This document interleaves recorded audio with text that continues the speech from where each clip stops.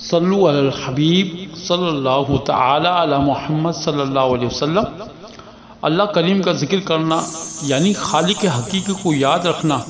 اور اس کی تسبیح بیان کرنا بھی رزق ملنے کا سبب ہے۔ چنانچہ حدیث پاک میں ہے کہ حضرت نوح علیہ السلام نے اپنے بیٹے کو نصیحت کرتے ہوئے فرمایا کہ میں تمہیں سبحان اللہ و بحمدہ پڑھنے کا حکم دیتا ہوں، کیونکہ یہ مخلوق کی تسبیح ہے اور اس کے سبب مخلوق کو رزق دیا جاتا ہے۔ راہ خدا عز و جل میں خرچ کرتے رہنا، کچھ نہ کچھ اللہ کی راہ میں دیتے رہنا، اس سے بھی رزق کو بڑھانے کا سبب ہے، یہ بھی رزق بڑھانے کا سبب ہے۔ تو کچھ نہ کچھ اللہ کی راہ میں دیتے رہا کریں، کیونکہ پیارے آقا علیہ السلام نے ارشاد فرمایا کہ روزانہ جب صبح ہوتی ہے تو دو فرشتے نازل ہوتے ہیں، ان میں سے ایک کہتا ہے اے اللہ خرچ کرنے والے کو بدلہ دے،